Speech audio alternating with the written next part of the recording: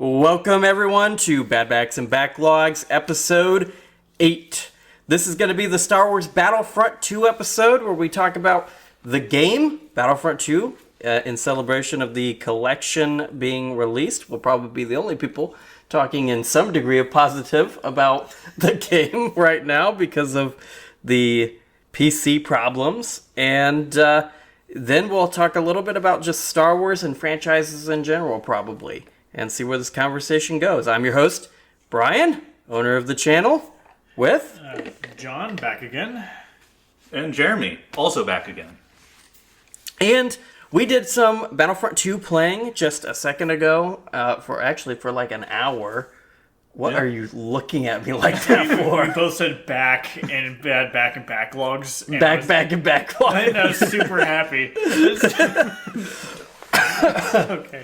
Okay, so we played a little bit. I played a little bit last night and finished the campaign for the Let's Play, which you'll probably be able to see coming up this upcoming week if you're watching this on Sunday.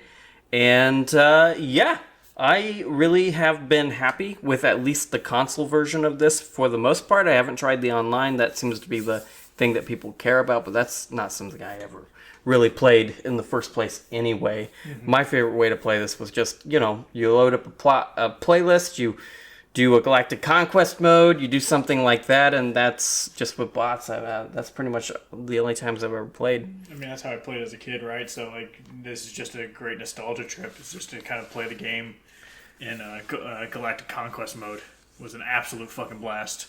Galactic Conquest mode really is one of this game's major highlights, right? Because what I always really liked about Galactic Conquest mode was the last one I ever did, and I did them several times for each of the different sides. The last one I ever did, I did with my dad, and we were against each other. We never finished that. We played 3 hours of it, which is not very far. Because a Galactic Conquest mode can take 15 hours to finish. Oh, it can take forever. It can. It really depends on the way that things play out. Well, especially PvP, I can't imagine. Playing by yourself takes a while, let alone... Well, PvP is really... the AI is probably getting the handicap, honestly. Yeah. or I'm getting the handicap, or however you want to phrase that, because my dad is probably worse than the AI, if I remember right, from back then. I think, yeah, my dad, God, for my whole life, it's one of those weird things where it's that my dad introduced me to video games, right? And for when I was a kid, I was like, oh, you're so good at video games. You can beat Resident Evil, you can beat Metal Gear Solid. And now I'm the same, I'm approaching the same age he was when I was really young. He was 33 when I started watching him play games. And I'm like, my dad really was just bad at video games, wasn't he? He was just always bad, wasn't he? But that it doesn't really tarnish the fact that it was enjoyable to watch him play things. And that's probably one of the last good memories I have with my dad is when we would play Battlefront 2 together that one single time when I was a freshman in high school. I mean, I'm just a bit jealous that you're able to play games with your dad. That sounds really fun. Yeah, it's something that when I have kids I want to make sure I do, and I'm really happy I bought this collection because I honestly think this would be a great intro video game with your kids because you can just carry them the whole way. You just carry them. And you can give them the lightsaber people and let them have a good time. Yeah.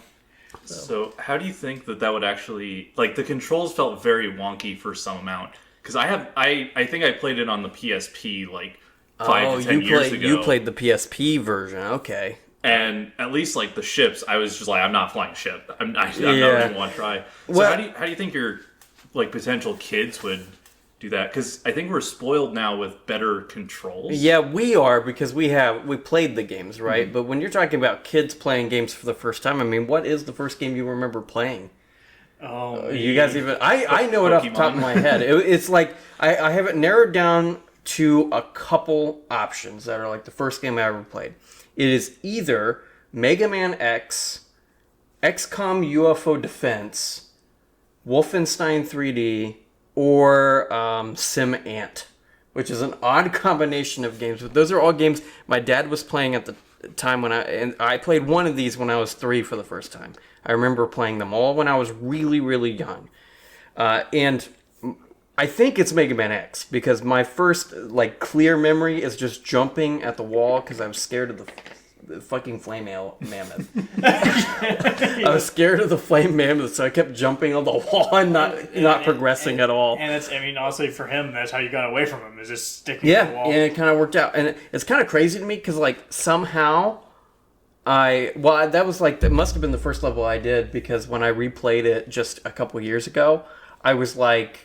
I did the proper progression, the ice penguin into him, and I get to a stage and I'm like, where's the fire? Because in my mind, he always had the fire, but if you kill ice penguin first, the flames don't exist. So that was like an odd discovery for me because I hadn't played it in so long. For me, the first game I ever played, I think, was I know for sure it was like probably like Mario World. Super Mario World. Not the one that's like the one you get the cape. I'm talking about like I think the first Mario game. I think just Mario Bros. On the Mario NES. Bros. Yes, yeah, that's the first one I played. But the one I properly remember playing to fruition was probably Mega Man, and then Super NES. Mega Man X. Mega Man X. Mega Man X. Yeah. And then I remember playing Mega Man X, Super Metroid, and then I remember playing Pitfall. Pitfall. Oh my god! I remember. When the Battlefront collection came out, it was like. Actually, let's let Jeremy talk about his. I think like a Pokemon game was one of the first ones I remember. So the reason why I wanted this to be the topic is because John and I became friends. 8th grade, I believe. 14 years ago. 15 years ago. Because we were like 14 or 15. Mm-hmm. And the first time we were freshmen in high school. I remember this because I didn't have friends in 8th grade. Okay. So the first time he came over to my house, I was living in Kiwana. And that was the night that like I had tried to go to your house, but I didn't remember where it was. So we like spent driving back and no, that was a different night because I remember I remember watching you guys drive by. Never mind. Times. These are two different nights because I remember now that like we actually did get there eventually, and like I spent the night or whatever. But like the first time he went over to my house, we played 2 games all night. And it was like primarily Battlefront 2 and GTA Vice City was the other one where we would like take off in a tank and fly around or whatever. Oh, that was such a blast. Yeah. But Battlefront 2 really was like the first time that we hung out and did anything. And then I don't think we ever played it again together or whatever. Really? I don't think we did. Maybe we did at your house once, but I remember we played it like... We must have played that like 8 hours or something like that. That one session. I do remember at least we would talk to each other about it because I remember us talking about the secret achievements for getting the flesh. Yeah. Because I like didn't know about how to get the like missile launcher guys. So in Battlefront 2, at least in the one, probably the same thing with the remastered one. It's 1-for-1. Is with each individual class you can play, you can there's certain like achievements you can acquire each class. And something specific to the class, for example, with for the engineer, if you use your shotgun to kill enough guys with his shotgun, you would gain access to the flechette gun, which is just a better shotgun. It would literally just melt people instantly. Mm-hmm. But the one Brian was talking about is how to get access to the demolitionists special unlock, which was extremely difficult because you had to land. I think it was like some absurd amount, like 300 critical hits on enemy unit, like enemy robot units, like vehicles. You had to ran like an absurd amount, and it took me forever to farm it. I remember. Yeah, and you showed me today what you did, and I honestly, to this day, didn't know that shooting the neck of the AT-AT would deal that much damage, and was also what it meant by what it did. Because like I remember. My save, I only got it like once or twice, and probably by accident. Yeah. To be honest with you, because I had theorized at first that like it was just destroying something with it, which is not the case. No. You've got to destroy something by dealing a critical hit on it, or something like that. No, you don't have to kill the critical hit. You just have to land the critical hit. You have to land the critical hit. And they counter that. So that's how I farmed it. You get on Hoth, you'd spawn the trenches, and you would just every time at that spawn, you're just like. Next shot, gone, and then you wait for the next one to spawn, and that was just did that like freaking for like 8 hours. And my god! And you gain I think it's an absurd amount, but this is me as a kid. I don't remember. Yeah. And you get it goes from a missile launcher to a guided missile which is the most satisfying thing in the world when you just after it took that long to earn it as a kid. I just remember the satisfaction to be able to be like, I'm the missile, and then just dome chrome a frickin' Wookiee in the head and be like, yes. I remember the first game we played together was a space battle, or it was the first or second, or the first space battle we played. I remember I was like, oh, I'm going to get John by flying into his base and destroying all this stuff, but John did it to me faster than I could do it to him. I was like, John is just better at this game than I am. Which was, like, at the time, I had mostly played games my whole life alone. And so that was a really nice, like, eye-opener. I was like, I suck at video games. It is depressing because I was playing against my sisters all the time. So yeah. I was used to, like, the experience of just being like, I gotta go. Yeah, the tables of competitive play have changed post Overwatch though. Oh my god, yes, no, I do not play online PvP. Oh man, it's different when it's local though, and that's actually an an interesting. Spider Hack. That's like Spider Hack is genius. That's genius. The clinical, I love it. This is a couch co-op. You don't play this online. So I don't work at my first school anymore, and I'm not going to say the school names for obvious reasons, but I used to do this like esports gaming casual club, right? And it was a good it was a good way for just kids to be able to hang out, and it's something that I wish I had when I was in high school. My current school doesn't really need that because the kids there they have good homes to go to, so they don't really need it anymore. But at my last school, it was so cool to see. For them, it was like couch co-op experiences never existed, and they got to experience it for the first time every Tuesday and Thursday. And that was always so cool to see.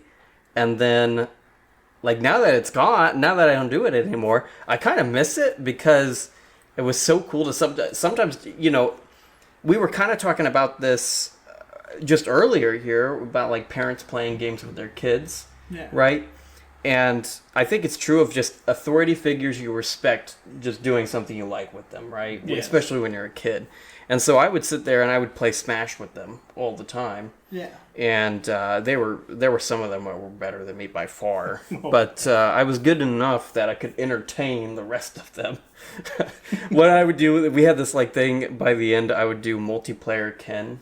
So I'd play Street Fighter's Ken character, who is not good in multiplayer, but I just do it for the funnies. They liked it. But I miss split screen type games. I miss that experience of either having like the game that you play solo and you have people watch, which we've been planning to do for Metal Gear Solid. Oh yeah. Right. Look forward to that.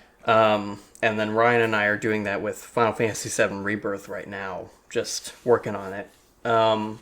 But I miss those type of experiences, and I think the reason why is gaming for me very young was like the best times were when it was my two brothers and I and my dad, and we were either just watching somebody play or we were playing something together. We played Quake 2 all the time together. Yeah. And it was a real true highlight. And my brother told me the other day that my dad was telling him about it because it really is something that's a highlight for him still. And it was like 1999, 2000, 2001 that we were doing that. Yeah. Something like that. It's been legitimately 20 years ago, and he still is like, that's his happy place. Quake 2 with his kids, you know. And what was gaming like for you guys with your like earliest gaming memories? For me, it was namely like at first it was just basically like the Super Nintendo, and it would be like basically me playing alone. I think at the time my sisters weren't too interested. I think they were too young at the time when I was playing the Super Nintendo. But eventually, around the time we got the GameCube and we started playing some multiplayer, it started transforming from just us playing. We'd play together then, and then occasionally, that was it. Like we played multiplayer games together. But eventually, when the PS3 came around, we started having more of those story adventure-based games. I would watch my sisters play their games, and they would watch me play games. And honestly, we started really getting interested in playing solo games. And one of the issues that we often ran into is we had to fight effectively over playtime. Yeah. Because you had to, because first of all, like everyone, there's only one console. and we'd play single player games. So that was like the Skyrim, that was Fallout. And it just turned into just basically us having to take turns, and one way you can deal with the boredom is just watch somebody else play the game. I've actually thought about this for like whenever I have kids in the future of like creating that intentionally, the like fighting over playtime thing. Yeah. And the reason why is exactly what you said at the end, the fact that you have to sit there and watch your siblings play. Because for me, that was like, what we did, or what my dad did, is he would be like, okay, Jeremy's the oldest, he gets the first hour, Kyle's the second, he gets the second hour, and then Brian gets the third hour, right? And he'd loop that. We would just loop that, right? So you do your hour turn, then you gotta wait 2 hours before you get to play again. Right. Now, he had, that was for the PlayStation, right, for the main thing. But then, if you wanted to, you could go to the, like, PC, and maybe you could be able to play on the PC. Yeah. But it was kind of odd, because, like, the PC games were the dad games, the Age of Empires, the Fallout 1, the Wolfenstein 3D, and for me, when I was super young, it was like, the only game I ever connected with was Age of Empires, and that's the only one I ever wanted to play. For Kyle, he would play other things, and so on and so forth, right? And so, I think that actually did a lot of good, because it taught you to, like, give up playtime, you know? And you have to, like, give up playtime. And so I've spent a lot of time thinking about, like, how to, because right now, like, you have, like, infinite options for things. I've been building a digital library of games for years. By the time I have kids, it's going to be even bigger. And they're going to have, like, legitimately hundreds of choices to play, which is a complete reversal, at least for me. Like, because when I was a kid, like I got like a game every 6 months. That you got a game for Christmas, and you got a game for your birthday, and then your siblings did. Yeah, and then like you had to basically survive off those for months for entertainment. Gosh, and free to play games did not exist younger people watching. Like free to play games were not a thing. And it's only in retrospect that I learned that there actually were in the early 2000s. There was like one free-to-play game. And I'm not talking about like Facebook games either. I'm talking about like legitimate one free-to-play game. And it was basically a game ad for the U.S. military. They made a game post 9/11. I think I remember that one. And it was free to play, and it was specifically to get people interested in joining the military. There you go. That's fun. I think it was called U.S.'s Army or something like that. I don't remember. But it was a very interesting thing to learn as an adult that this actually did exist. But the point I'm making is, like, you didn't have free games, and so what John's talking about is true. Now, nowadays, no, it's a completely 180. Like, you just have way too many options. You have so many options, especially if your parents buy or pay for the streaming services, right? Yeah, you get it for free. Netflix is... You can play Hades on Netflix. Yes, you can. Yeah. What? They have a games feature on Netflix. That's how I played Into the Breach. On it. Are you kidding me? That's amazing. You can download it on your phone, the Netflix app, and it lets you play them mobile, right? Wow. So I played Into the Breach that way because I already had the Netflix subscription, so I was like, why not? I'm already paying for this. And Into the Breach works well with that. Yeah, it is a good mobile game. It did work out. It worked out, and now Hades is on there, and but yeah, it's like these types of experiences did not exist before, and I remember that it was that way until the PS2. And then the PS2, it was easier to get games because they would do like 10 games for $5 bins or whatever, right? Yeah. Or 10 for 10 or whatever it was. And that made it easier to get games because if you got like $10 for your birthday, you could buy 10 games. Now these games were resells, right? So they weren't always fantastic video games. But the good thing about the PS2 is by and large, I think most games on the PS2 were pretty good. Even what we would consider slop games now were pretty decent. Also, when you're a kid, you don't care. Yeah, you just don't notice, too. That's a good point, too. Yeah, I mean, there's plenty of games now that if I were to play now, I'd be like, this is absolute garbage. That's Dynasty Warriors for me. I used to play Dynasty Warriors all the time, and I would never be able to play them now. I would never be able to do it now. I remember I booted up one that was included on my PlayStation service once, and I was like, oh my god, I can't believe I actually enjoyed this when I was a kid. The funny thing is, I had a similar experience kind of as like Sonic DX, but the funny thing is, I think I could enjoy playing Sonic DX even now, because part of Sonic's identity is freaking just terrible coding. and janky animations and terrible storylines, and it's part of its quote-unquote charm. Is that the 2006 famous one? Sonic DX Director's Cut. It's the one that has it has the Chozo Garden and has Chaos as the main Chozo Garden. Not Chozo Garden, the Cho Garden. Can you imagine? You show up and there's a giant bird monster, and they're like, "Raise the giant bird monster. It'll give you the morph ball power." But like, it's just... I have to apologize for the cough. I got bad allergies because of the environment. The air is toxic to me right now. The air is toxic. Oh, I'm sorry. You can't breathe the same air as me. I can't. Because of the orange. It's because John is in the room with me. Corrupts everything. Corrupts the very air itself. So, where were we even going with it? I think we were talking about the limit. Yeah, we were talking about limiting for future kids, right? Yeah. Yeah, so because my Steam library is over 100 games long because I bought a bunch for 99 cents a couple years ago. Don't you look at me. Don't. Humble Bundle sucked so much cash out of me, okay? How much games do you have in your library? I don't want to share. And then, because I'm scared. my PlayStation library's got like 500 games right now. Okay. Oh my god. You Yeah. guys both have so many more games. Humble than- Bundle Yeah. was not a good thing going through college or going through high school. Well, some of those were just the monthly games or whatever I get all the time. Yeah, Brian would Yeah. have capitalized on those properly. So- I didn't. Wait, how many? How many are there on your... I can't. Top left. 526. Yeah, so like my kids will probably have access. Probably by the time I have them, there'll be like 800 games in there, right? Between my multiple digital libraries and physical collections. Like keep in mind, I've got like Wii games that are in physical or whatever, right? Like Yeah. both Galaxy games. And yeah, it's one of these things like, how am I going to limit that for them? Right, because like you boot up my PS3, I'm not deleting my PS1 games because I won't be able to get them back. They're gone if I delete them after a certain point. Yeah. So it's like, what do I do to limit them? And I think I've come up with a good system. I think what I'm gonna do is like have kids select 3 games and they have to beat one to replace it with something else, or they have to be able to explain why they don't want to play it anymore. Game Right. sucks. No, it's got to be better than that.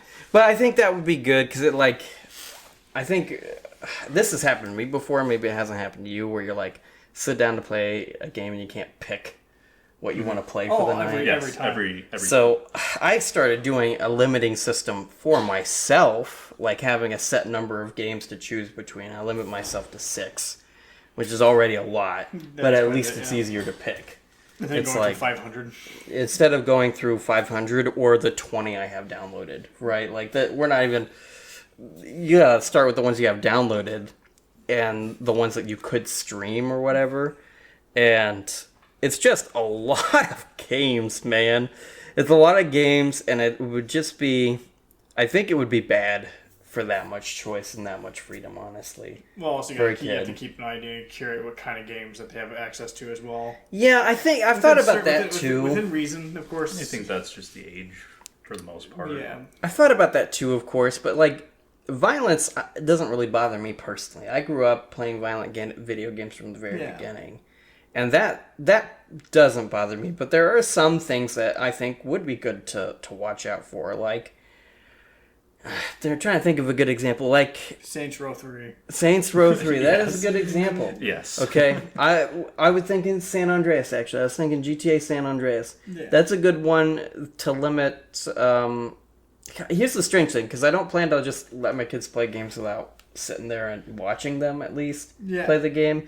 Because like even when your parents will watch you play a game or you're in the same room, it kind of legitimizes it, right? Yeah.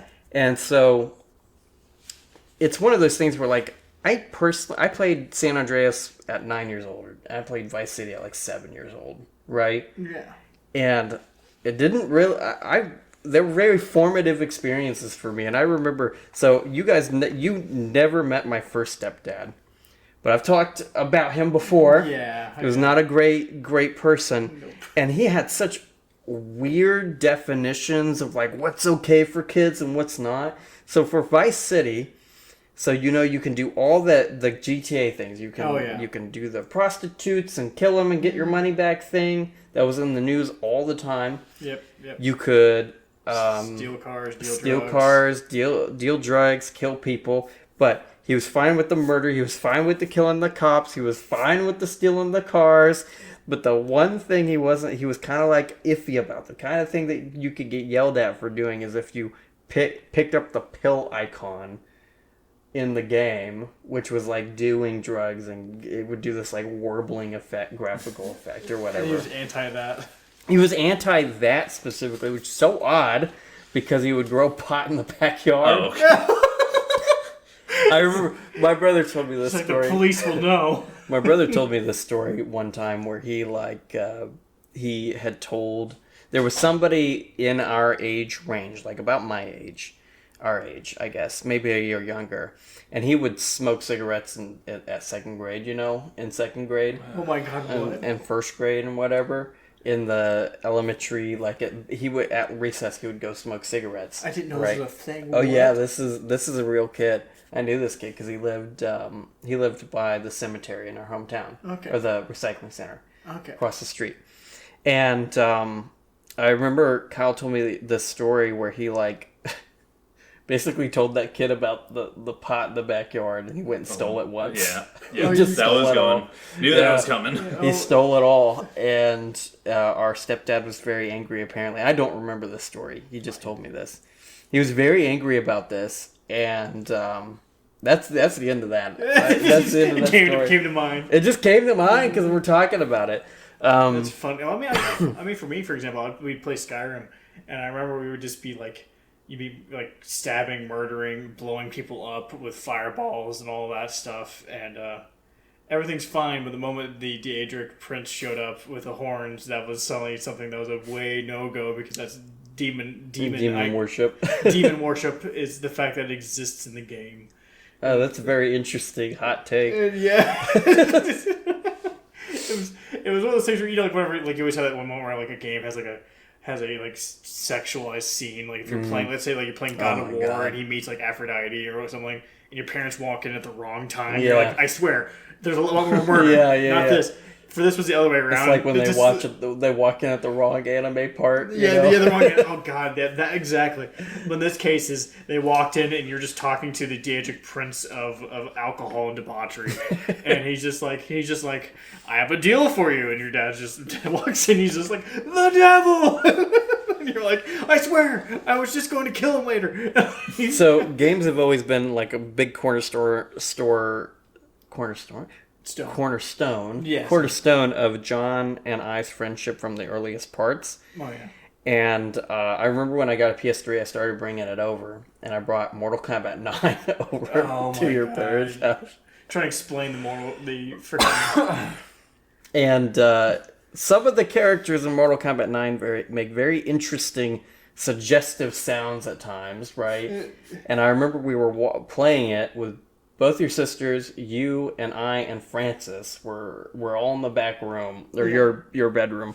And if you play Melina, she has very suggestive tones when she's killing people or whatever. Yeah. And so we did that once, and your mom walked in.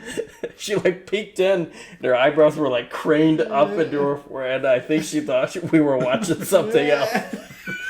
It's just I swear, it's just murder, horrible murder. I was so Murder is embarrassed. a better situation. I was embarrassed personally. I was like, "Oh Jesus!" I don't remember that at all. I remember this because it was pretty early on. Because I got my PS3.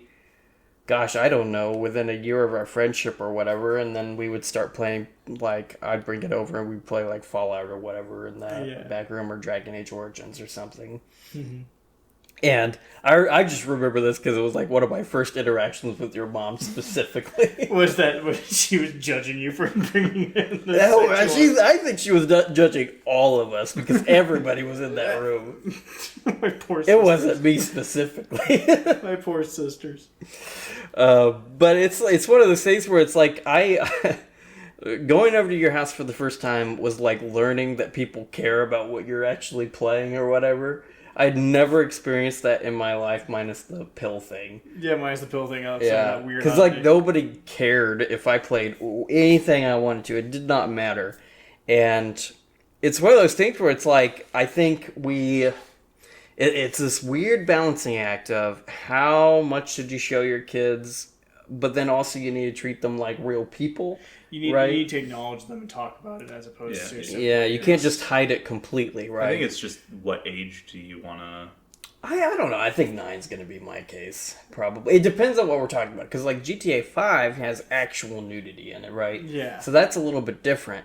But like San Andreas, it's like, they're very clearly not people, right? Like none of these are people. They're just blocks. It's a right? block shaped like a man. Yeah. So it's a little bit different, I think, when you go further back in the graphics. I think the violence and stuff like that kind of like... It has a degree of separation. It has like a degree of separation. But then when you get more into like photorealistic things and what I suspect GTA 6 will be, it's a little bit different. It would be something where it's like, I think I would be okay with them playing GTA 5, but we would have to have conversations about certain things because, like, you know, the language in it, you would have to talk about the N-word so that they don't repeat it because it's everywhere in the game. Oh, yeah. Right?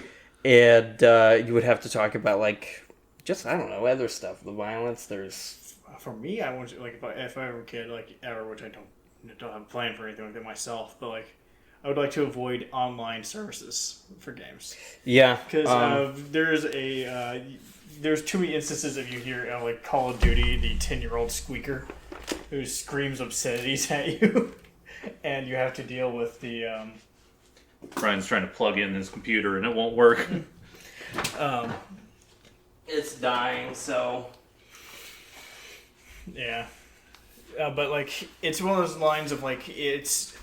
The you have stereotypical Call of Duty kid is not someone you want interacting with, period. Yeah, you don't want... Like, also the adults there, because, like, their interactions are solely aggressive screaming matches between each other, and I don't want my kid to approach problems by getting irrationally angry and screaming obscenities, or being taught that, let alone the amount of word, you know, the rich quote unquote vocabulary they'll acquire from consuming that. Same thing with like Overwatch. Can you imagine like I'm going to give my kid Overwatch, the most toxic environment? Overwatch isn't going to exist by the time any of us have kids. Oh, thank God. Yeah, I haven't done enough like competitive online with Overwatch, so I think the only person I can think of was somebody who was like, "Oh, you're not getting in voice chat. I'm going to automatically report you." It was like, we won the game. I got in voice chat with randoms one time when I was doing solo Overwatch. It was pretty toxic. It was pretty bad. They would they were trying to bully me or whatever, and I'm like, dude, I'm in college. I don't care. I'll just mute all of you guys. So I was in their chat and I had them all muted, and I was like, whatever. They can just talk to me all the day mute long. feature is honestly one of the best. My sister makes it clear that it's playing online with like as a girl is an extremely bad experience. Like at least with the time when she was playing Overwatch, is like every single freaking like the cringiest people would come crawling out of the woodwork the moment that she talked. It's because she's a gamer girl. I'm doing quotes with my fingers right here. Yeah. But and it's just like, can you imagine if you like not only if you're a little kid, but like little you know like a small girl on there. It's gonna be the worst fucking no. I agree with you on when it comes to like online games. I was having to deal with my setup here to get it plugged in so it didn't die when you were talking about it. But I think you're right about like the Call of Duty types and stuff like that. Really, like I think I'd be disappointed in my spawn if they became a Call of Duty person. To be honest with you, because they're like the most insufferable people to deal with just in life in general. If I come across somebody and they say they play video games, it takes like one conversation to know if they're a Call of Duty player or not. Like, I played the 3 games that came out over the past 3 years. Yeah. FIFA, Madden, COD. It's like the sports and COD player are in the same bucket, honestly. And I also would not like boy or girl, doesn't matter to me. Wouldn't like them to be on online COD servers because I have been in a high schooler's room when I was in high school when they played COD. I would go over to Alex's house and he'd play online, right? And it like you could hear the lobbies, and I'm like, oh my God, I would never play this. There'd be a 30-year-old man talking to a high school kid and just telling him to kill himself, and you're like. Yep. You're like, consistently. I think I would be fine with them playing is like MMOs or other ones. MMOs also. I'm like It's hit or literally. miss. It's very hit or miss. PVE, I guess. PVE. A lot of PVE games I found Like, at least more positive. If you're saying MMO, but you can only party up with dad type thing. Maybe. Well, I'm thinking more like, I guess, Warframe, Deep Rock Galactic. It's, Okay. It's Yeah, very hit or miss. So I don't know, it's probably the wrong word. Because at least this one's, like, there tends to be a more positive... Yeah. I mean, every game is hit or miss in terms of the community. Yeah. Like, if you looked at Overwatch from the outside, you'd be like, no, there's no way this is a toxic community. Like, it's Blizzard, it's got all of these bright, colorful characters. So, like, why it has toxicity, I don't know. Well, because PvP. PvP games just generate that. You would say that, but PvE can be very, very toxic too. You ever hear you even watch people talk about WoW, for instance? Oh, WoW, yeah. and- WoW is insane. Yeah, but that's true of just any like PvE thing where people are trying to like get something out of it. I think. Helldivers had some amount of issues with people. I don't know if it was pure toxicity or if it was, hey, these people on my team don't have meta stuff, I'm going to kick them. And That's that was toxicity, though, I think. right, but so. it's not the same exact It's toxicity. not, you're right. That's Yeah. So I guess there's more... It's more... It depends on the game, I guess. Yeah. It's one of those things where it's like, it's a tough thing to do, and I really think that it's a consequence of the infinite knowledge of the internet, that when people understand the most efficient way of doing something, they get very irked when other people aren't doing it. support Terrorblade is apparently a thing now. Just so you know. I don't know what that means, but... Support Terrorblade. I think that's a Dota thing. Yes. Why does it support Dota Terrorblade? People are playing him as position 5. Oh, you're saying he's a support... I thought you were talking about, like, people need to band together and support him. There are Okay. professional players who are playing him as a support character. Okay. He is not at all a support character, but they're making it work. And now people are going to be entering lobbies. And Yeah. Yes, I support played with him multiple It's- times and I was very confused. It's one of these things where it's like I have, as just in the last couple of years, just been doing like a strict no guide policy when I'm playing games, and it's improved my enjoyment with games immensely. Doing no guide, and the reason why those PvE games get like that, I think, is somebody comes up with the meta guide, everybody copies it, and then if you're not copying it, there's a perceived element of you being inefficient and therefore You're being a detrimental. bad teammate, You're right? being detrimental to them. Now that becomes a consequence because like not everybody's looking up online. I would say most gamers do not look up. Campaign Things games are that basically a much. no. I think a lot of people in PvE games honestly do. I guess maybe for PvE they Because, would. like, for example, but- Warframe, honestly, namely, like, most of the guides to understand the game is entirely reliant upon YouTube.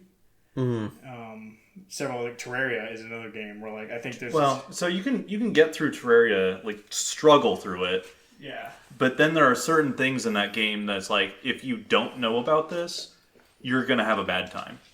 Like, how do you generate money?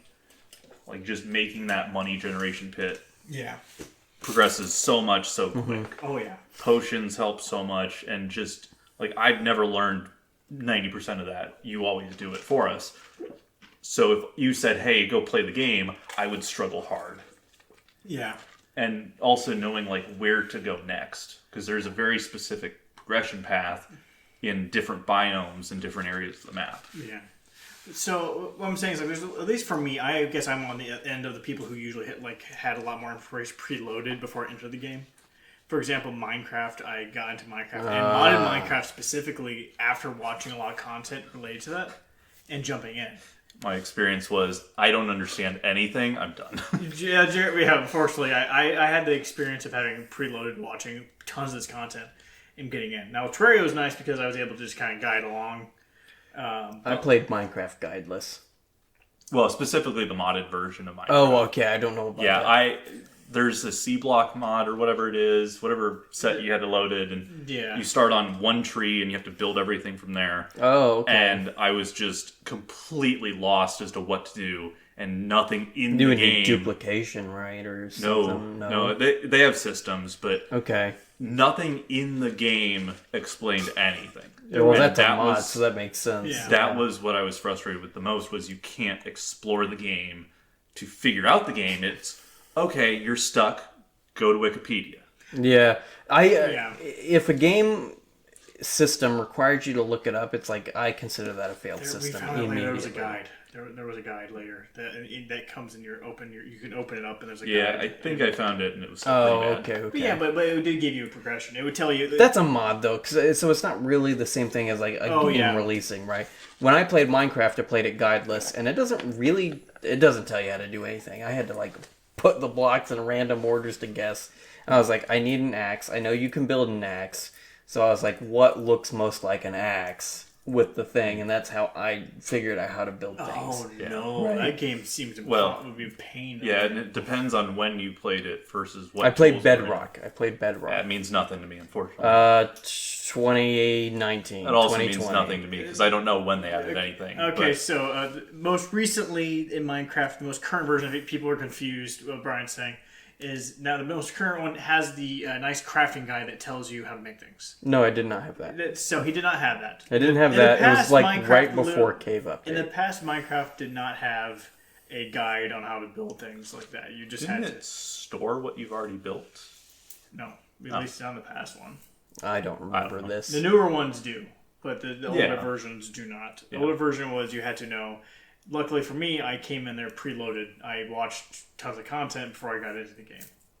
Yeah, I didn't know anything. I figured it out. Yeah. And I didn't finish it or anything, right? I just played for like I 10 hours and had a good trying time. to finish Minecraft without knowing. It was wouldn't. one of these things where You would have to stumble upon a random thing and be like, "Oh, I don't wonder what this thing is." somebody And figured then, it like, out, right? Of it first, it's like somebody had Oh, I'm to. sure. Yeah, I can imagine. But- Yeah. Like the random Joe is like, "Oh, I found this random thing. It's got little things in it. I need more of the things. How do I craft these things?" Like I came across the Nether portal or whatever, but it was like half formed. So for me, that was like, oh, I should build the rest of this, Yeah. right? I never did, but I was like, because I couldn't. And would you know I how to didn't have- activate is the question too. I have no idea. I don't know how to activate it. But it was like these small things where it's like, oh, I could do this. But I just stopped playing Minecraft. I planned to go back to it later and just make a Yeah, my server is currently kaput. So it's one of those things where I get it sometimes when people are looking up guides, but then I also think it does hurt the it quality of games a lot. Oh, it does. It does. I currently right now I'm doing the same thing. I don't look up guides for games. I avoided looking at gameplay for Lethal Company until I played it myself. And I enjoyed it thoroughly because of that. Because I didn't go in there with a game plan already in my head. It's like a discovery thing, right? It's exactly what we were talking about with Battlefront 2 and discovering the upgraded classes. yeah, Just on your own. It's like, oh, I played the game and I progressed. Oh my, I've got this new gun. Can I do this with the other classes? How do I do that? yeah. Right? And like, it wasn't until this classic collection I realized that you can scroll over the things and it'll tell you how to get them. Yeah, that's how I found Right? it. I figured it all out on my own. I didn't I didn't really? scroll over that stuff. So you just brute forced it. Yeah, with the marksman thing, I like got it accidentally and I like tried to figure out what is it that I'm doing differently this time versus this time, and I like, oh, I'm hitting them in the head now, so that's got to be the thing that causes it. With the rifle, I never had to figure it out because it was the first one I got. I think the rifle's just you kill It's easy. people. You get 12 kills Yeah. in one life for one medal, Oh, right? okay. It's easy. Easiest one to do, and shotgun also easy to get. And that's why I never got the rocket launcher one, because I couldn't figure it out. Yeah, because it was a giant ticker for several runs in a row Yeah. of hitting the weak spot. So it was like literally the only thing I didn't do in Battlefront 2 originally was maxing out Demolisher or whatever. Yeah. And I did everything else, because the rest are, admittedly, they're not hard to figure out. It's not a complex game, and I'm not suggesting it is. But I figured out Metal Gear from 1987, also guideless, which is a far more complicated game to figure out in its puzzle solutions, right? And I figured it out because I would take notes, I'd write down what the characters told me, and they tell you how to do everything in the game, Yeah. but you gotta like slow down and actually listen to them. And it made me enjoy the game way better as a result. And it's what I'm looking forward to when we play Metal Gear Solid. We're doing it guideless, and we're gonna just work our way through it and figure it out. I'm looking forward to it, yeah. Yeah, I think it's gonna be a lot of fun.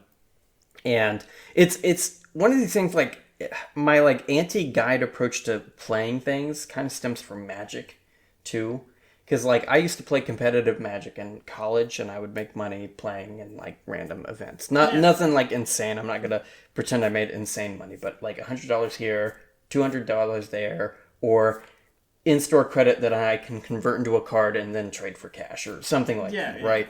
Something that I made enough money to buy a PS4, for instance. Once. Oh, damn, I didn't realize you made much money. I traded 2 cards. Damn. Oh, yes, some cards are very Because I would do like I'd try to trade up on value stuff. Like I would trade things that were like liquid value for things that were stable, right? And then I would trade those in, and that's how I did it. And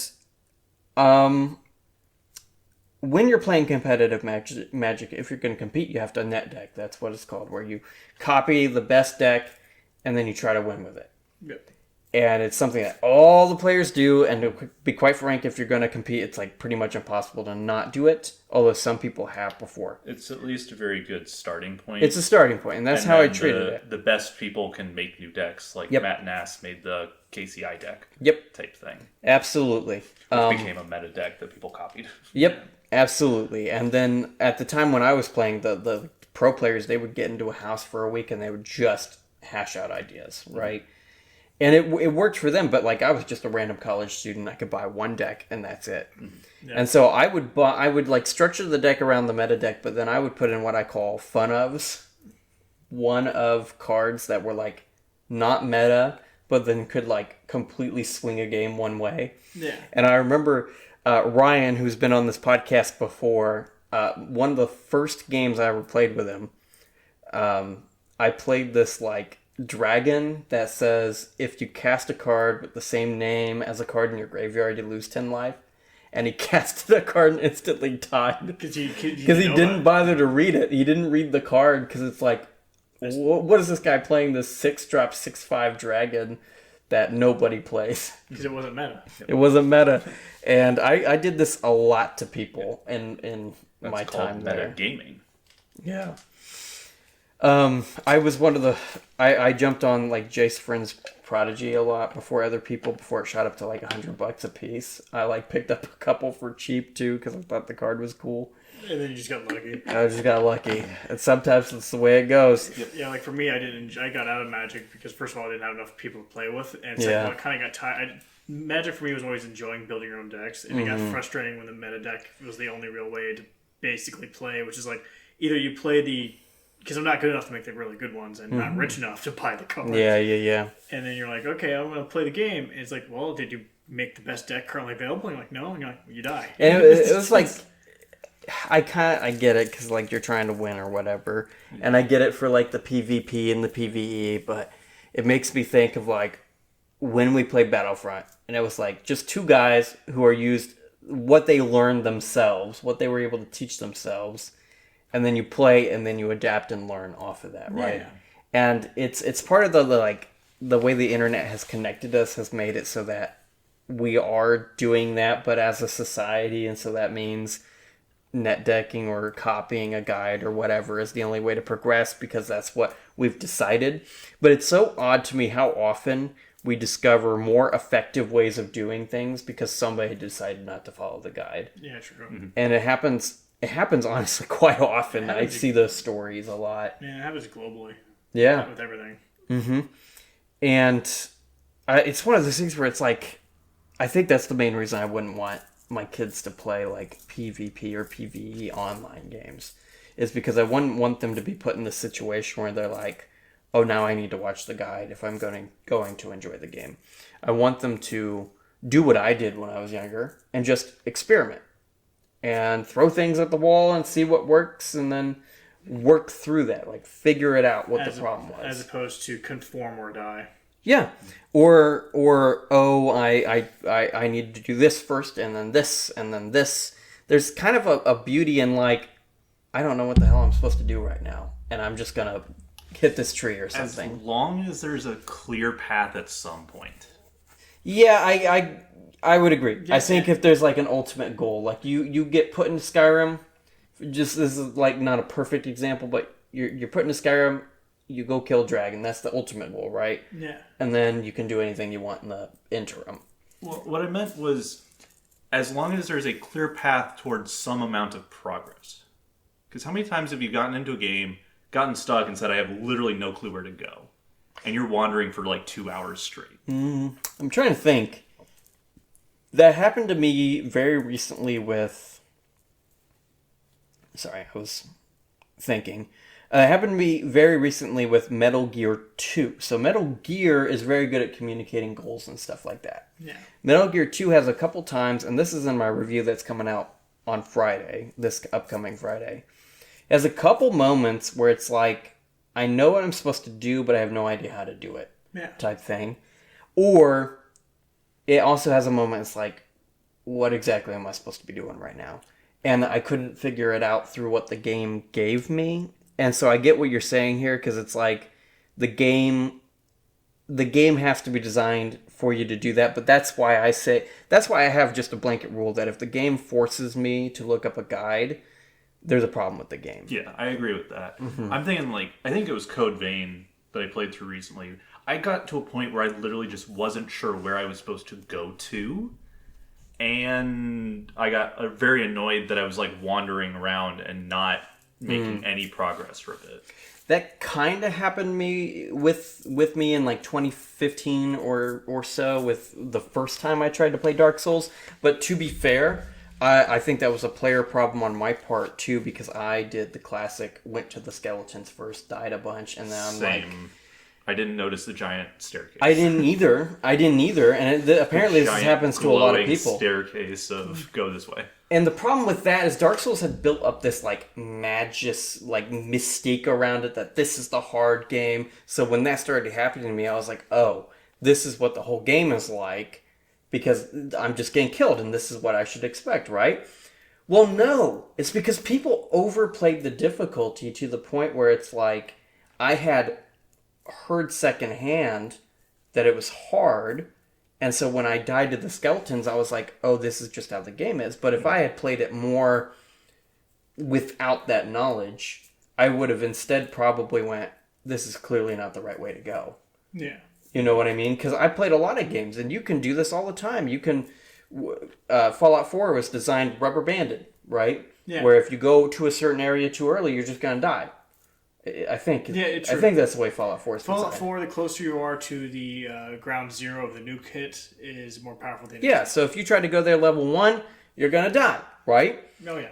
And I played plenty of games like this before that, because that's just how games are designed.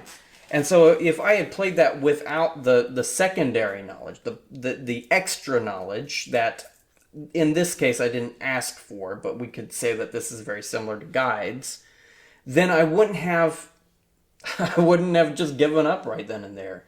I would jump back into Dark Souls when John started playing them and talking about them, and Ryan started. This is how Ryan and I became friends, is through Dark Souls, and I wouldn't have given up so easily if I hadn't heard this stuff about it. This like overinflated sense of difficulty with them, because they're really, when you start playing Dark Souls and when you start to understand the design decisions, it's really, there are hard elements, and I'm not trying to say Dark Souls isn't hard, but Undead Burg is not hard. No, it's not. It's not hard. It's not hard at all. The first boss is not difficult either. No, but it is, I think, one of the areas that you spend a lot of time on your first playthrough. Just getting used to the game. Probably, but that's exactly what a tutorial area should be, right? A tutorial should be the area that you spend a lot of time the first time through, but then you can speed through it every time after that. God, I remember dying to the firebomb. Yeah, where they're like maraca swinging these flame torches everywhere, you know? No, that too. Yeah, I'm not talking about like when you're just trying to cross. Once you get past the dragon, you get the first bonfire. Yeah. Well, the dragon when it appears for 1 second. Yeah. And then you have to get across that bridge, and that was the hardest moment in the game first, because you got to get past the bridge where the firebombs are landing, and as you approach that door, there's a guy who blocks your way, and even if you get past him, there's 2 more guys ready to ambush you. Mm-hmm. And God, that was so hard. Now it's so easy. Yeah, I mean, it's just experience, right? I'm playing Elden Ring, and I'm not that far. I'm like 10 hours in still, because it's just very hard to find time to play it because it's the type of game I want to play for 4-hour chunks, you know? Yeah. Oh, yeah. Yeah. And so I'm playing it and I'm like, this game is pretty easy. This game is not hard at all. So far, at least. Parrying is broken. Parrying is broken. I was making jokes when we were watching you. As like, I bet I could parry that, and you just have a counter for every time you say that.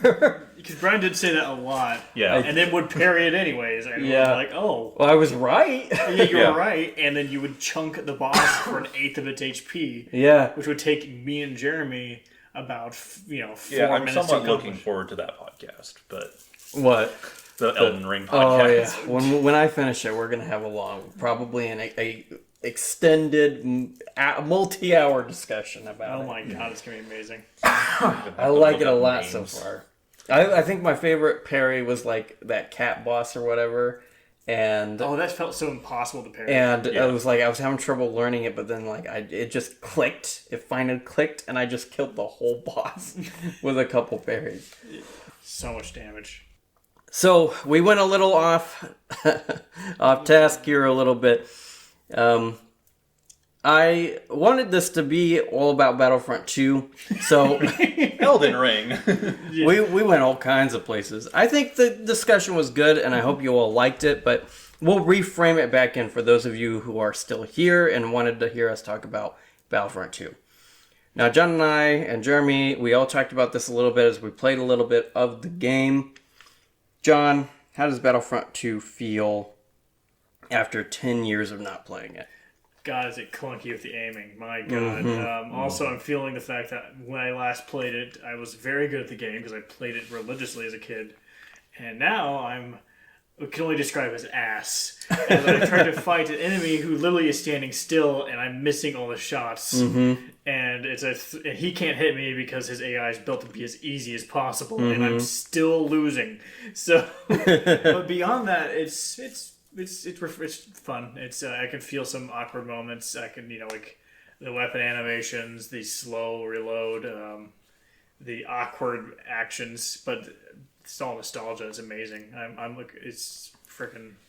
The space battle we did was so fun. That was such a fun time. The space battle is fun, but God, the movement speed of the ships. Oh like, my the turn God. rate, I would lose because it's empty space. There's nothing to see outside of the main ships. If you lose sight of the main ship, you just have empty space to look at, and your ship moves at turns at such a slow rate. If you have like one of the bombers, that you literally will just be spending about 2 minutes being like, where am I?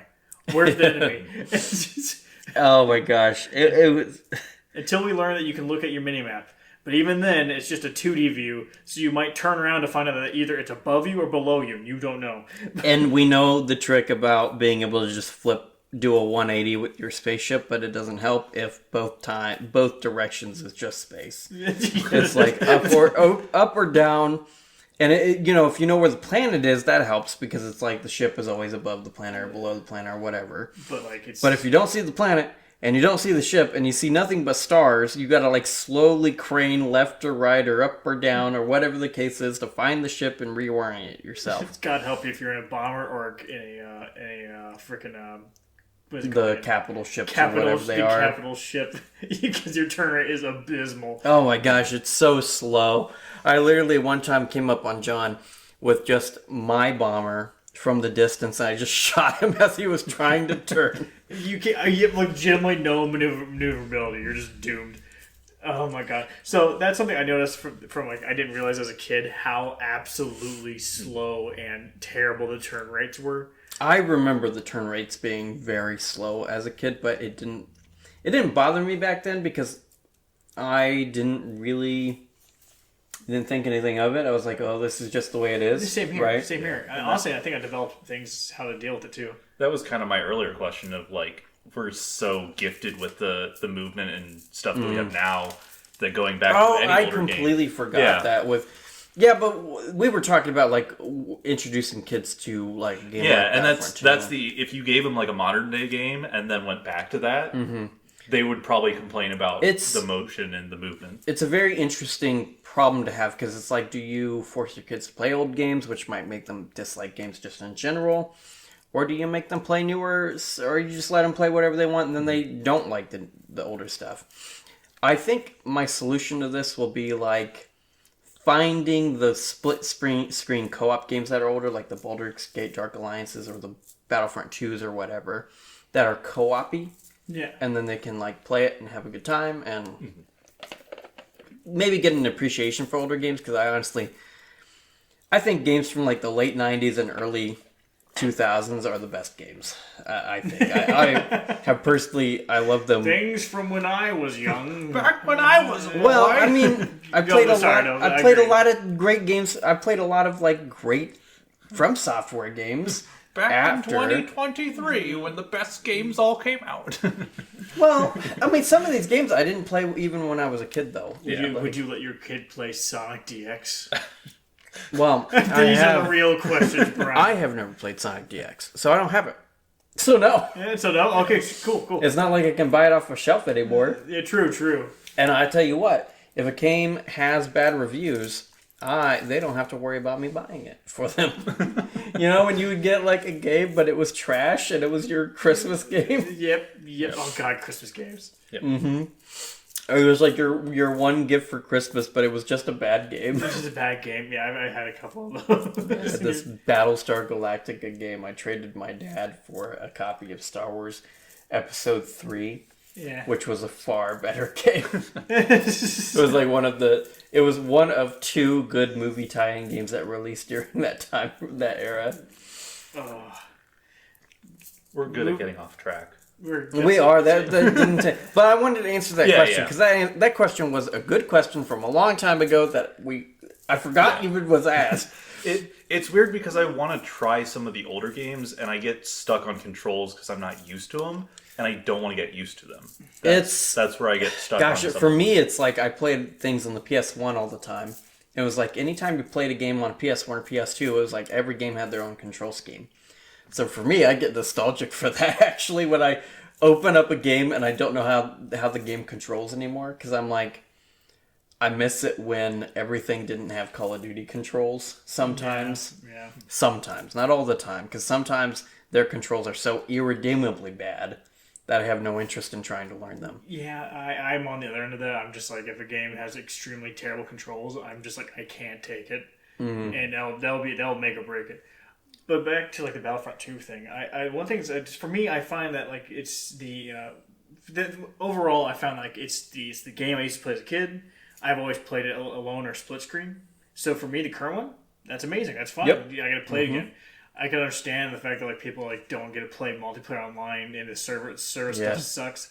That does suck, and there's definitely some opportunities lost. The fact that they don't have effectively local co-op, or not local co-op, but like a co-op where you can play against your friends online. Yeah. With the Galactic Conquest. Conquest is a loss. It is a loss. Yeah. I mean, you would probably buy it and play with Brian online if that was an option, but we live an hour away, so it's not. Yeah. It's better to just play split screen. It's the fact that you live away from your friends is what killed split screen co-op, right? Yeah. That's what really did it, and I get it. I mean, I play Helldivers 2 with you guys 3 times so far. Yeah. And I play like Aliens Fireteam Elite with my brother, Baldur's Gate 3 with Ryan, and whatever. And it's because it's like, you know, we don't live near each other. But if we lived like within 10 minutes of each other, or 20 minutes, 30 minutes, it would only be split screen. I think it would be split screen way more often. Oh, God. It would be. Because I would once a year. Well, yeah. Because I mean, that's way more fun. Well, it's just so it's much a Friday more fun. night. You get snacks, pizza. You come over and you just play for 3, 4, 5 hours. Yeah. It's a time that doesn't really exist anymore. And to be quite frank and quite honest, it didn't exist even when I was a kid that often, really. It was like only on weekends, or it was only when I went to my dad's house, or when I would somehow get somebody from elementary school to come and play Baldur's Gate Dark Alliance with me or something like that. Or my cousin. My cousin and I played Unreal Tournament and this WWE game a lot together.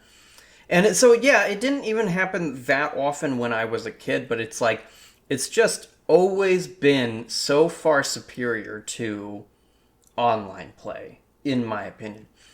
And it's always held true that. It's always held true in that way. Every time I've seen even younger people play either local combat games or local co-op games. Yeah. Right, couch combat or couch co-op. It doesn't matter. Either way that this goes, it seems to always have this magic to it that online play doesn't. Well, it's being there physical with each other. You can see each other's physical reaction. It's one thing to see someone go, hear someone on Discord go, no. It's another one to see them just like jump out of the chair. Yeah. Or like if somebody laughs and they just fall on the floor laughing. It's so easy to get into that energy. You can punch someone when they fuck you over in the game, or you can like, if you are going to be that asshole, reach over and like try moving the controls or make them fuck up. It's an entire experience. It's a great social experience as opposed to simply just being a phone call where you're both in a meeting where you're playing a game. Well, it's certainly fun, but not the same. It's not the same. It is just a phone call with it's an interactive phone call is what it is, right? Yeah. I mean, for example, I love watching you play single player games, but watching someone stream it is not as entertaining as being in the room. All of your interaction is like 2-minute delay. Yeah. That's part of it. It's like, John, how about this? Oh, it's because 2 minutes later, and then you get a text. You just need to comment on the stream. Watching on the TV, there's no easy way to do that. Oh, I yeah, guess that's true, the main issue for us at least. I mean, I can go through the Steam link and so you have a keyboard, but even then, it's still just going to be odd. wonky. Yeah, it's. I get it. It's well, just. I'm not specifically talking about your streaming. Even I mean in general. I get it because I watch people. I'll watch streams, and I'm like, it'd be better if I was there. Yeah, you know what I mean. I mean, if I was behind you when you're playing Elden Ring, I would have been absolutely laughing my ass off. Yeah, probably. That would have been a fun time. You said something that very took me a second to even think about when we were playing. You said you could just look at my screen to know where I am. I forgot I could do that. I was doing that the entire time. The TV is so like when I played Battlefront 2 originally, it was on like a 12-inch CRT monitor, and I've got a much bigger TV now. It's 55 inches, I think, or whatever. Yeah. And when you said that, I was like, oh, yeah, there is another screen here below. Because it's like half the screen, John. It's big enough. I don't need to look down. The old anti-screen looking sheets where you have the blankets. Yeah. You remember what Francis used to call it? He used to call it, what was it? Was it screen cheating or screen cheating? So it's screen cheating, and he would call it Cheen screening. Cheen screening. That's what he would call it. I couldn't remember. I think not just Francis. I think just all of us, because you're just like you get angry and you're like you're screen cheating, but you go you're Cheen screening. But my brothers and I would play Quake 2 on must have been like a maybe a 30-inch TV or something like that at my dad's house. Like a CRTV, yeah. It was a CRTV, but it wasn't like they didn't make them that big, you know. Oh yeah. It's a box. And it would split 4 ways, and screen cheating was a thing, which is, by the way, a term I have not heard people say in a long time because it's not applicable anymore. The only thing that's more likely to happen is stream sniping. Stream sniping is what it is now. But I remember that screen cheating never bothered me personally when people would screen cheat off of me. Yeah. It always bothered my brother Kyle, though. And he would always accuse you of it if you killed him at all. And I would use... So Quake 2 has this gun that's called the railgun, which is just a precision... shot, branding, kill. Yeah, it's on brand. Kills you in one hit, pretty much. Yeah, it's but absurd. It's got you shoot it, it goes up, tonk, and it takes forever for you to be able to shoot again. You have to kill the person. You got to kill them on the first hit, and if they've got more than 100 health, you're not going to kill them. Yep. Right. And we would initially have the cursor in the middle, and I was known, and they talked about this just a couple weeks ago apparently, how I was the only person out of us that could use the awful PS1 Quake 2 controls, which by the way, that was before analog sticks. Oh yeah, I remember you had to So, use like R2, R1. You had to use R2, R1 to aim left, right, up, and down, and X to shoot. That's how you shot. It was just disgusting to think about, right? Yes, it is. And I would get them every single time. So if you like got 100% accuracy with it, right? Like an aimbot almost. Yeah. And I wasn't screen cheating, but I would always get accused of it. And so what they did is they turned the cursor off, thinking that would save them. It didn't save them.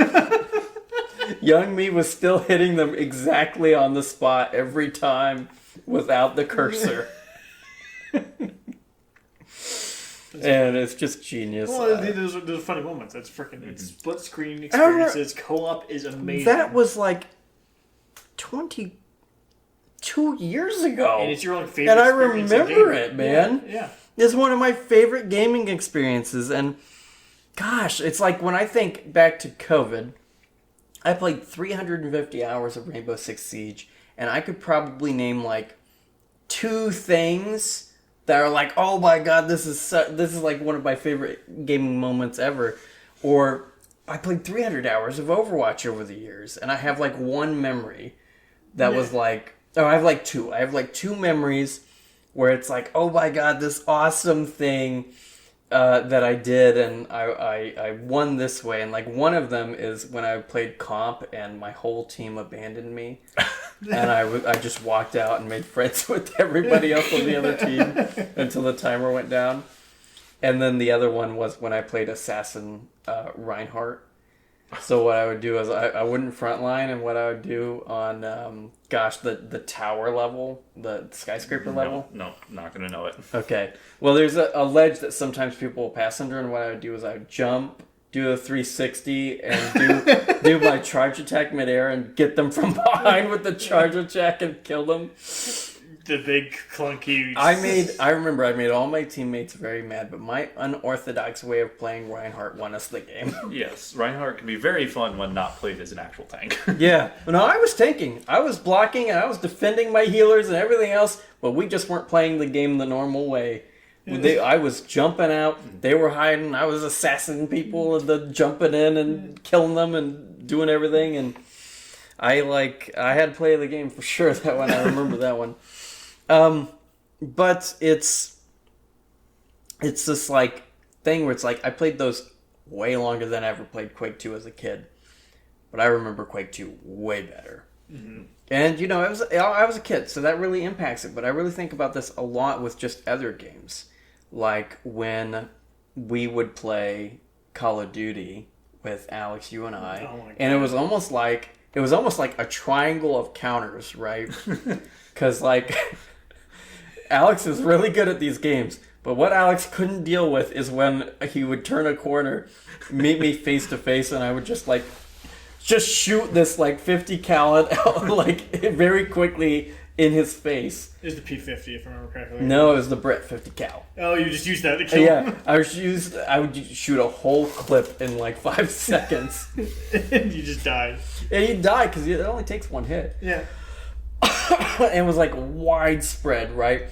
But then I couldn't kill John with this tactic, and then Alex would kill John. And that's the cycle we would go in, right? And I remember this to this day, and that was a long ass time ago. And I remember our Battlefront 2 play, and we played it one time. I remember all those times. I remember my favorite part of the Call of Duty one was just constantly firing the Jericho missile thing into the middle of the middle of this map, and that's the only way I could kill Alex at one time. Oh my god! Because he was moving all the time until his spawn came. Yeah. He'd run to the next spawn.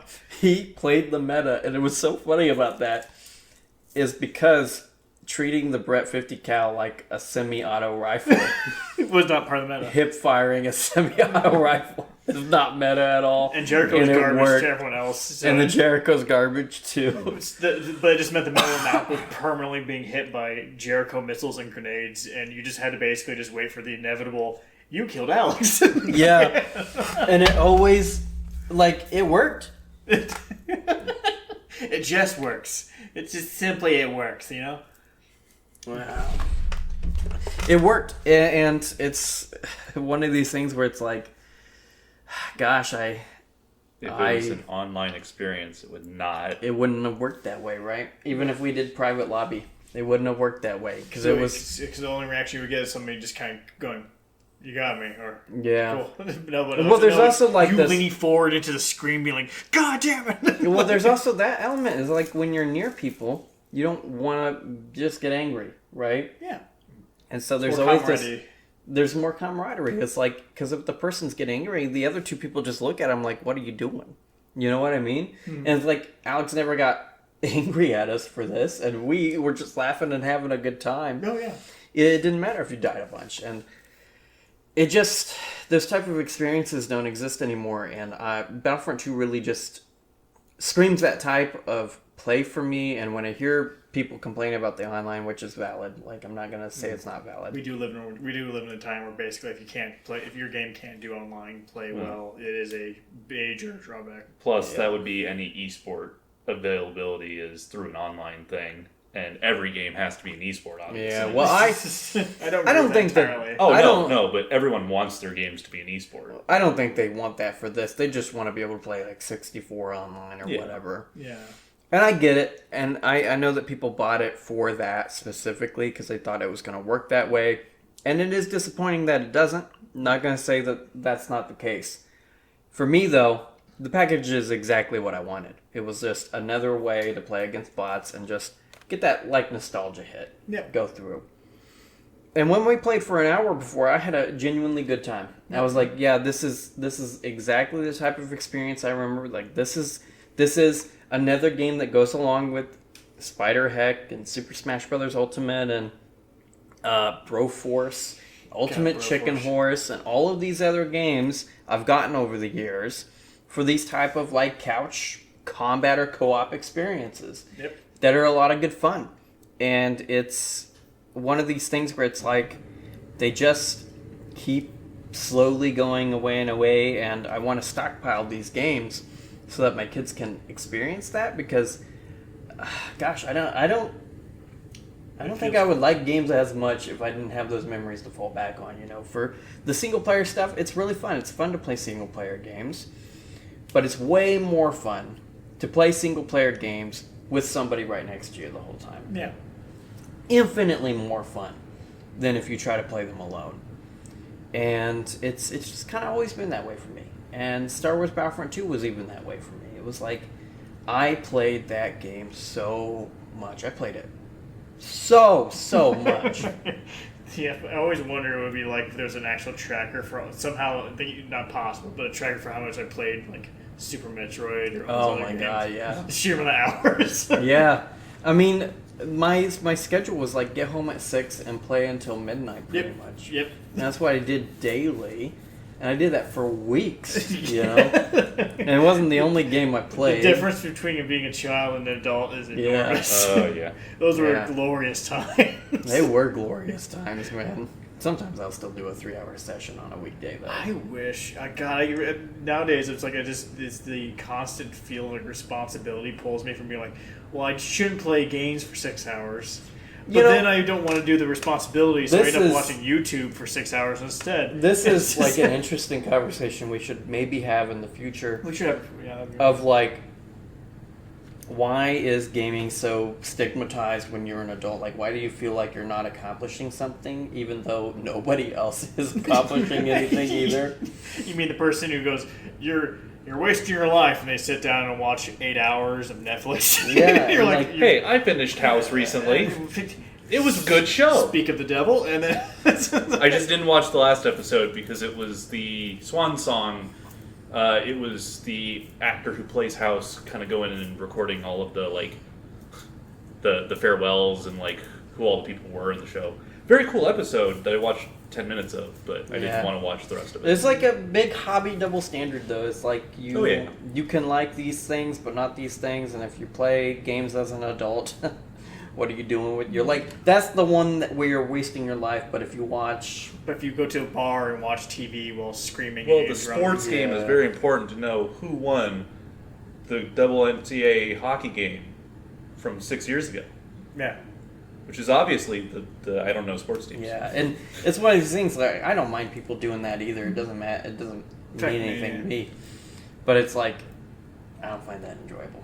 No. I find playing an RPG far more enjoyable. Yeah. I find making videos now is one of my like big things I like to do. Going to the Super Bowl party at my parents' house and watching it with everyone else is the same energy as playing games with other people. I could get behind that. Yeah. Yeah, I can see that. If you're with people you like and Yeah. you're doing it, sure, It's, why not? It's a social experience. Yeah. Yeah, it's the social experience, right? I can see that. But the day in, day out watching is not something I can do. Oh gosh, no. Yeah. Absolutely not. Please, God, no. So yeah, I think that's something that we should table for now because I think that could be a whole episode on That's its not, own. actually, that sounds interesting. I Yeah, wanna talk about that. I think that'd be interesting, especially since we're almost 30 or 30. Are you 30? End of Jeremy? the year. End of the year. We're We're we're pushing 30, right? And I think that's the point where it's like, what are you doing? Yeah. 'Cause- Finishing up school. yeah. Oh yeah, you are. We'll figure out life eventually. Yeah. God. I don't know. I'm thinking about changing my career, but that's a conversation. Yeah, that sounds like That's one we've had. Another off- podcast. No, I don't think that's a podcast. Well, maybe That's- we'll see. That's not this genre podcast. at No. least. Well, I mean, this is just us talking about life and games and stuff, and but games like Battlefront 2 were very like personal to me, and I think if I were to play any game from my childhood, even like we're talking like high school too. This isn't even like deep childhood. This is like childhood when it's almost over. Yeah. And it still was an important part or whatever. And it's not like I haven't had these experiences as an adult. I played a lot of Final Fantasy XIV with my brother, and it was a great bonding time for us when I was a senior in college, even.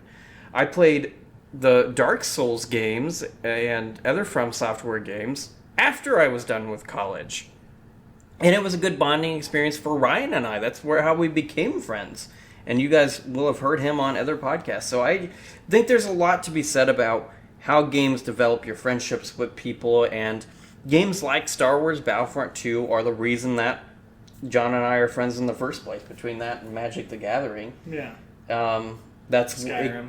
Skyrim came later. Skyrim came after Battlefront 2. Oh, yeah, true. It wasn't out yet. Yeah. And it was before Call of Duty too, because I don't know exactly how it went out, but I know that we started hanging out, and then Alex started joining in. Mm-hmm.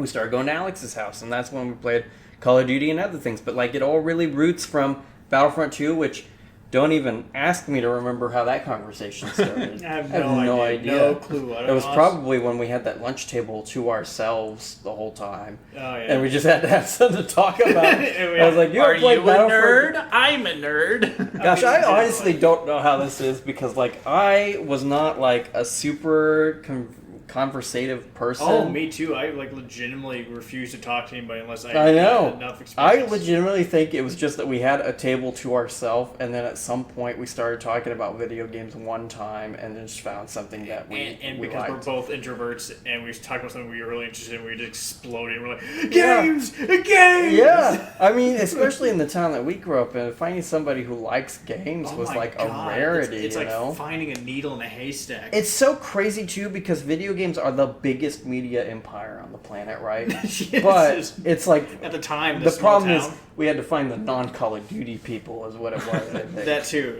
Yeah. Because that was also a large population. It was just like let's say played- 20 kids play Call of Duty. And Assassin's Creed, like the Call of Duty kids and the Assassin's Creed kids were the same people. It was like these were the two franchises that people played all through our high school career, at least at Winnemac. I remember I would hear people talk about the next Assassin's Creed game or the next COD game And in if the you- same breath. And you're like, you ask them anybody, like, what was your previous experience? They're like, what previous experience? Yeah. You're like, what other games do you want to play? And they're like, what other games would I want to play? I only want to play Call of Duty. Yeah. And you're like, oh. And it's, gosh, I'm just such a variety gamer. I can't just play one thing. I can't do it. I play it until I get whatever I'm trying to get out of the experience, and then I'm done. I move on. I just can't stay with something forever. I'm in between. I can find a game and get obsessed with it for a long time. Yeah. And then I'll eventually get burnt out, and then I'll play several other games, and Yeah, jump back on there. I marathoned Assassin's Creed up until the good one, which is apparently 4. Oh God, yeah, you stopped right before the good one. Yeah, That is the good one. I played a small amount of it, and I was just like, I'm so burnt out. Oh yeah, I try to space things out. So I'm doing the entire Yakuza franchise right now. But the way I do it, Not all at once. I play one, and I play like 2 games in the middle, and then I play the next one or whatever. Does a great job at spacing them out, and it makes it so I don't burn myself out. Also, I don't do the mistake that I imagine other people make, where they try to do all the mini games each time. I just bullet force speed to the credits every time. Because otherwise you'd never get it done. You'd never get it done. I've finished 5 of those so far this year.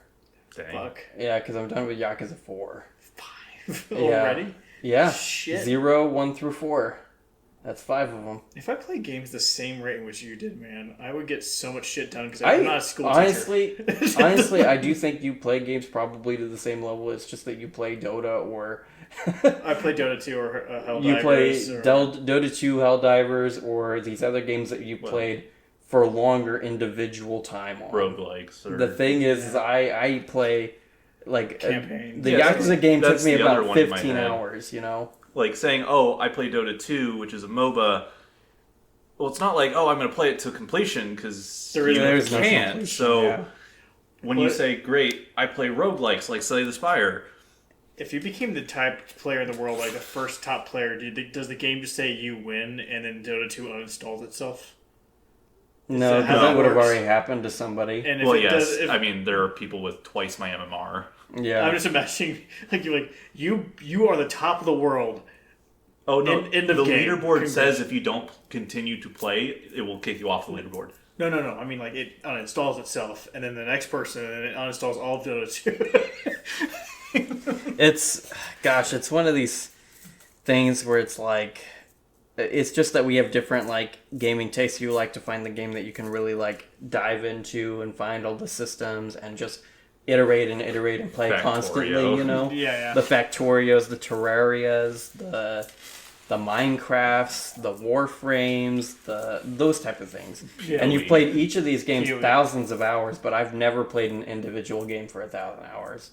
Even my favorite ones, like Age of Empires 2, I've never done that. So, yeah, Brian goes for breadth, not depth. I go... Well, I mean, it depends on the game, right? Yeah, true. You play... There's a roll credits at some point. Yeah, so you say, for I've most done of my start games. to finish, Yeah, and this is now done. Yeah, you roll the credits, you're done. You move on. That's kind of how it goes for me. Or you platinum the game and you're done, which is another way I do things. So, it's one of these things where it's like, I have played more games, but I don't necessarily know if I play like for a longer time frame in my whole life. I don't know. I think so. You do, because probably. I mean, I live alone. Well, for the most part, and for most of my life, I have anyway. And you're also turning it into an actual thing. Yeah, and I like make videos, and I don't like have a close family, so that doesn't like take me away either. You know. Yeah. Which you have a family, and I would definitely take a family over game time for sure. Yeah. But it's one of these things where I don't, and so for all that time that you spend with your family, I just play games instead. Yeah. And so it built. For me, I have a bad habit of watching YouTube and not doing anything. I watch YouTube and play games at the same time. But that's 1 plus 2, not just 1. Not just one. Yeah.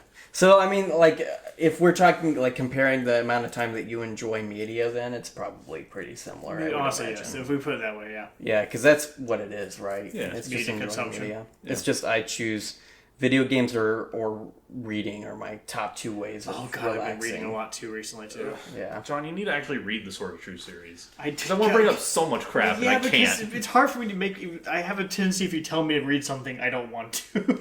Well, we got off topic, and we are kind of running long on this episode. Sorry, this one's going to be an hour and a half. We've been trying to keep these to about hour 15, but we went a little bit longer. Battlefront 2, I like it. If you don't care about the online, then I would say you play it. I think it's great if you have a kid and you want to, like, create an experience together. And that's kind of what I wanted this episode to be, and why it's like this is just about community building, because I think games like this that you can play with your friends or family in close proximity are the type of games that you build long-lasting memories with. So, I hope you guys enjoyed the episode today. I was your host, Brian. John was here. And the idiot Jeremy was here. And I hope that you guys enjoy us, or join us well, enjoy us and join us for And join us next time. and join us for the next episode, which I think maybe it'll be a good idea to talk about, like, why is it that gaming as an adult is stigmatized, whereas other forms of entertainment are not. I think that'll be a great next episode. Hope you guys join me for that. It'll probably be in April. See you guys around, and I hope if you have a moment right now, consider checking out some of the videos on the channel. You might like some of my thoughts on other stuff. You might like our previous podcasts as well. Regardless of what you choose to do, have an awesome day.